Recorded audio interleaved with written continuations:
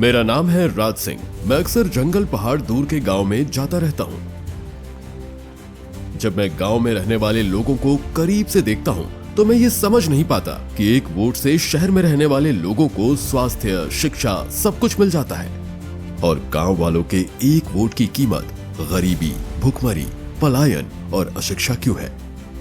कहने के लिए ये भी हो सकता है मंगेश की बिजली है और नहीं भी है, ये अटेंडेंस लगा रहा है, मतलब हाजिरी लगा रहा है, ये सही बात है। सालों इंतजार के बाद भी लोकसभा, विधानसभा में मेरे सवाल का जवाब मुझे सुनने को नहीं मिला, तो मैंने इस सवाल के जवाब को जानने के लिए खुद को एक चैलेंज दिया है और इस चैलेंज में मेरे साथी मंगेश झा भी मेरे साथ रहने वाले हैं। चलिए भाई, और रोमांचक सफर की तरफ बढ़ते हैं। अगले 24 घंटे में मैं अपने आरामदायक घर को छोड़कर झारखंड की चमचमाती सड़कों से होकर एक बड़े पहाड़ को पैदल पार करने वाला हूँ, जंगली हाथियों से बचते हुए। चेता तो बता रहे थे एक हाथी ने यही मार दिया था, नहीं? पूरा बुजुर्ग पहले कहते थे कि जगन्नाथ मंदिर यहाँ पे बनना था, हाँ, लेकिन किसी कारणवश नहीं बना, वो फिर रांची वहाँ पे बना करके। और ये बाउंड्री अभी का नहीं है, उसी जमाने का। ये बाउंड्री ये कब, ये मतलब कितने साल पुराना है ये बाउंड्री बाउंड्री? जाता है बस, खाली जैसे हम 200, 500 या 1000 साल। रहस्यमय जंगल से होते हुए एक ऐसे गांव में पहुंचूंगा जहां लोग हफ्तों तक रोटी नहीं खाते, जहां दादा भी अनपढ़ थे, पिता भी अनपढ़ है और तीसरी पीढ़ी भी उसी रास्ते पर जा रही है। आपके पापा कहाँ तक पढ़े थे? मेरा पापा तो नहीं पढ़ा था, वो भी नहीं पढ़े थे, अनपढ़ था। वो भी अनपढ़ था। 24 घंटे के इस चैलेंज के दौरान मैं उस गांव में रहने वाले लोगों से मिलूंगा। वो जो खाते हैं वो खाऊंगा, वो जहां सोते हैं वहीं सोऊंगा, वो जो भी करते हैं वो सब काम करूंगा। मैं ये जानने की कोशिश करूंगा सचिवालय से निकलने वाली सरकारी योजनाएं गांव तक आते आते दम क्यों तोड़ देती हैं। इस सवाल के जवाब को ढूंढने मैं गांव वालों के साथ उस सरकारी दफ्तर में भी जाऊंगा जहां इन सारे सवालों के जवाब के लिए जिम्मेदार अधिकारी बैठते हैं। यहाँ से हम बाहर से दिखा रहे हैं, क्योंकि वो है नहीं तो बाहर से चैम्बर उनका खुला हुआ है। अगर सीओ नहीं है, अगर किसी को कुछ पूछना होगा विभाग से संबंधित तो किससे पूछेगा? नहीं मालूम। उन अधिकारियों से गांव वालों के साथ जवाब पूछूंगा। हमें अबो आवास के लिए हम फॉर्म भर रहे हैं, बहुत बढ़िया। तो मिल नहीं रहे। मेरा बहुत जंगल अंदर में, पूरा पहाड़ी इलाका में घर में है। मैं अपने इस 24 घंटे के चैलेंज के पहले पार्ट में जंगली हाथियों के खतरों से भरे जंगल और पहाड़ को पैदल पार करने वाला हूँ। हमारे इस चुनौती भरी यात्रा में हमारी सहायता करेंगे हमारे लोकल गाइड चेता और Bedada. Journey India to Bharat with Raj Singh and Mangesh Jha. जो पहाड़ जो ढलान है ना, उसको पूरा क्रॉस करना है। कौन सा पहाड़? ये सामने वाले पहाड़ को क्रॉस करना में उस तरफ जाना है? उस तरफ जाना है। चढ़ के जाएंगे हम लोग? अब जहाँ तक गाड़ी जाएगी उसके बाद फिर हम लोग चर्चा के लिए पैदल ही आगे। मैं भारत के एक ऐसे गांव में जा रहा हूं जहां जाने के लिए रोड नहीं है। इस गांव तक पहुंचने के लिए मुझे अपनी गाड़ी बीच में ही छोड़नी होगी और आगे का रास्ता पैदल ही चलना होगा। जाइएगा नहीं ना, उतर जाएंगे क्या? अरे वाह, ज़्यादा इतना चला ले रहे हैं ना, इनको आदत है, नहीं तो आदमी हिम्मत नहीं करता है। अब यहाँ से हमारी गाड़ी तो आगे नहीं जाएगी? नहीं जाएगी। यहाँ से पैदल का ही रास्ता है। यहाँ से एक लोकल आदमी को ले लेते हैं, बढ़िया रहेगा। चेता को ले लेंगे। हाँ, तो यहाँ से हम लोग को पैदल चलना पड़ेगा पूरा पूरी हाँ? ऊपर तक जाना है। और कहाँ पे? ऊपर तक? और ऐसा पता चला है कि हमारे सोर्सेज से हाँ। कि हाथी का भी प्रकोप है। मतलब हाथी? जी, क्योंकि अभी कुछ दिनों से हाथी के झुंड से हाँ कुछ हाथी जो है वो बिछड़ गए थे हाँ। और एक दो हाथी जो है अभी इसी लोकेलिटी में वो लोग घूम रहे हैं। अच्छा। और आपने सुना होगा या अखबारों में पढ़ा होगा हाँ। कि हाथियों के वजह से एक आदमी का देहांत भी हुआ, 2 लोगों का। अच्छा। बड़ा क्षेत्र में ऐसा सुनने में आया है। हाथी जो है सो बिछड़ के, अब ये नहीं पता कि कल का उनका लोकेशन क्या रहा हो, वो इसी तरफ है या फिर से नीचे गए हैं, लेकिन खैर हम लोग तो अभी उजाला रहते रहते ही ऊपर के गांव। तो यहाँ से एक जो लोकल आदमी हमारे साथ में जाएंगे, जो हमारे जो मायादा जो है, मायादा है जो मित्र है, हाँ, वो यहाँ से ऊपर तक चलेंगे। यहाँ से तो पैदल चलेंगे हम लोग? हाँ, यहाँ से पैदल ही चलेंगे और कोई रास्ता है नहीं। हाँ? पाएंगे। वाह, जो गांव अगर आराम से चले 40 मिनट चलना होगा।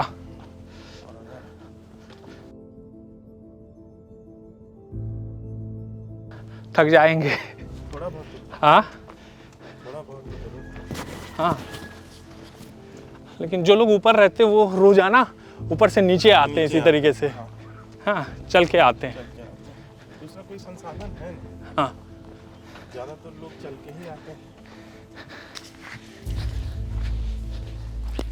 लेकिन ऐसे थकिएगा नहीं क्योंकि पर्याप्त ऑक्सीजन है यहाँ। ऐसा नहीं है कि शहर के तरह हाँ, एक यूआई कम है और आपको सांस लेने में दिक्कत ये हो। चीज़ बड़ी कमाल की है ना, कि मतलब मान लीजिए शहरीकरण नहीं हुआ इस इलाके की और लोग यहाँ पे बाहर के आके नहीं बस रहे हैं, घर द्वार नहीं है, सड़क नहीं है, ये सारी चीज़ें हैं, लेकिन हवा ताजी है। हाँ, तो हम लोग बेसिकली अभी जो हैं एक ये रासेबेरा गांव है, यहाँ पर हम लोग अभी आए थे और रासेबेरा गांव में हम लोगों ने अपनी गाड़ी, हम तो यहीं तक आ सकते थे तो हमारी गाड़ी यहाँ रुकी है। इसके ऊपर में जो गांव है उस गांव की तरफ जा रहे हैं। जो हमारा चैलेंज है 24 घंटा एक ऐसे इलाके में बिताने की और एक ऐसे परिवार के साथ बिताने की जो इंडिया और भारत के बीच जो डिफरेंसेस है, जो इंडिया चमचमाता हुआ आमतौर पर दिखाई दे रहा है और भारत जो अंधकार में है जिसकी चर्चा भी नहीं हो रही, तो उसी भारत में हम लोग रात गुजारना चाहते हैं और ये समझना चाहते हैं। तो हमने 24 घंटा का ये चैलेंज लिया है कि हम क्या 24 घंटे तक उस इलाके में रह सकते हैं। तो जैसा कि आप देख रहे हैं कि कितनी देर हम लोगों को चलना पड़ेगा ऐसे। पानी पी लेते हैं। हाँ? अगर धीरे चलेंगे तो सुनिए, आधा घंटा 40 मिनट, हाँ, और नहीं तो थोड़ा सा 50 मिनट के करीब लग सकता है। मतलब 1 घंटा चलना पड़ेगा। उतना तो नहीं, लेकिन 50 मिनट कम से कम धीरे धीरे अगर चलेंगे। वही बात, 10 मिनट बाद 1 घंटा हो जाए। जी जी कि हम सबको साथ चलना है क्योंकि हाथी का भी समय हाथी का भी खतरा है। जी जी। पहले अच्छा, पानी पी ले, थोड़ा पानी पी लिया जाए। नहीं,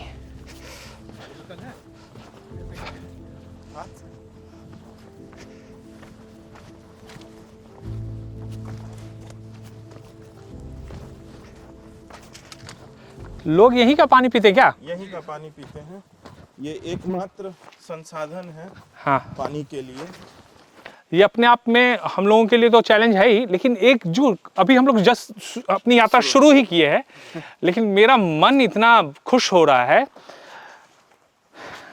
दिल्ली में लोग ऑक्सीजन के लिए तरस रहे हैं, ठीक है, वहाँ हर सुविधा है लेकिन ऑक्सीजन, साफ हवा नहीं मिल पा रही है और पूरे गांव के लोग यहीं से पानी लेते हैं। हाँ मंगेश, पूरा गांव के लोग यहीं इसी चुआ पे निर्भर हैं और जैसा कि मायदा ने कहा आपको हाँ, कि ये चुआ का पानी जो है वो कभी सूखता नहीं है और अच्छा पानी। अभी आप पिएंगे तो आप इस चीज को समझ सकते हैं। शहरों में लोग साफ पानी के लिए तरसते रहते हैं, आरओ लगाकर उसकी भरपाई होती है, लेकिन दुनिया में प्रकृति हमेशा उनके साथ न्याय करती आई है जो प्रकृति के साथ न्याय करते हैं। मैंने अपने जीवन में कई यात्राएं की है और इन यात्राओं के दौरान पानी भी पिया है, लेकिन आज जो मैंने अनुभव किया वो अमृत नहीं तो अमृत से कम भी नहीं था। कैंट और जो तमाम आरओ हैं जो आमतौर पर शहरों में लगता है, अपने घरों में आप लगाते हैं, वहाँ के पानी को आप पीते हैं, यकीन मानिए इस पानी का जो स्वाद है मंगेश, कमाल का स्वाद है। ऐसा लग रहा है कि कितने सालों के बाद जो है इस तरह का पानी पिए। और इस पानी का जो टीडीएस है वो आपके केंट और आरओ से कहीं बेहतर है, कहीं अच्छा। बेहतर है। और आप एक बात समझ लीजिए, आपने केंट और आरओ का जिक्र किया। हाँ। केंट और आरओ में अगर 1 लीटर आपको शुद्ध पानी निकालना है तो कम से कम 3 से 4 लीटर पानी जो है वो वेस्टेज कर देता है। आप देखे होंगे एक पतला पाइप रहता है जिसके माध्यम से वो पानी को आपको फेंकना पड़ता है, वो पानी आप पी नहीं सकते हैं। तो ये भी एक बहुत बड़ा उदाहरण है हमारे ग्रामीण परिवेश का, जिसे हम और आप भारत कहते हैं। यहाँ पे एक एक चीज़ का यूटिलाइजेशन होता है। भारत का पानी आप भी पीजिए। बिल्कुल, हम तो पियेंगे।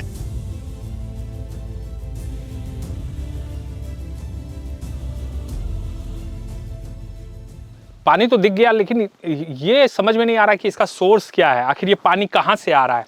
देखिए शहरों में क्या है कि आप बोरिंग करा लेते हैं या शहरों में मतलब सप्लाई से जो है पानी जो है घरों तक पहुंचता है, लेकिन जब हम अपनी इस 24 घंटे की का जो चैलेंज है हमारा, उस दौरान जब इस चुआ के पास रुके तो हमारे जहन में सबसे बड़ा सवाल यही था कि इतना साफ पानी जिसको हम लोग अभी पीकर इतना तृप्त हुए हैं, इस पानी का सोर्स क्या है। क्योंकि यहाँ पे आप देखिए कि कहीं भी ऐसा नहीं कि झरना है या फिर कोई ऐसा नदी है जहाँ से ये पानी आता हो। तो मंगेश आप तो एक्सपर्ट है भाई, आप बताइए मुझे। देखिए ये नेचुरल एक्वाफायर है। हाँ, इसमें पानी आ कहाँ से रहा है ये समझना है, ये कोई रॉकेट साइंस नहीं है। हाँ, ये अंदर ही अंदर पानी जो है वो रिस के आ रहा है, मतलब कहाँ से? अंदर ही अंडरग्राउंड। अब ये एक्वाफायर होता क्या है, ये आप समतल एक जमीन देख रहे हैं, हाँ इसके नीचे में क्या होता है, एक्वाफायर्स बने होते हैं। यही चीज जब आप कोयलांचल में जाएंगे तो वहां पे पानी का टीडीएस वैल्यू इतना ज्यादा क्यों है, क्योंकि ड्रिलिंग के वजह से वहां हम लोगों ने नेचुरल एक्वाफायर को छेड़ चुका है, जिस वजह से क्या है, कंटामिनेशन बढ़ता है। चूंकि इस आसपास में कहीं पे भी उस तरह का हेवी ड्रिलिंग नहीं हो रहा है, तो एक्वाफायर में जो पानी है वो धीरे धीरे रिज के पहाड़ के नीचे से, मतलब पहाड़ पत्थर के नीचे से। बिल्कुल, ये कोई ओपन स्प्रिंग वाटर नहीं है, ये अंडरग्राउंड नेचुरल एक्वाफायर वाटर है। और इसीलिए इसका जो गुणवत्ता है वो आपके शहर के केंट और आरओ से कहीं ज्यादा बेहतर है। तो आपने पानी पिलाया, बहुत शुक्रिया। चलिए भाई, और रोमांचक सफर की तरफ बढ़ते हैं। माया राय, आपका भी बहुत बहुत शुक्रिया।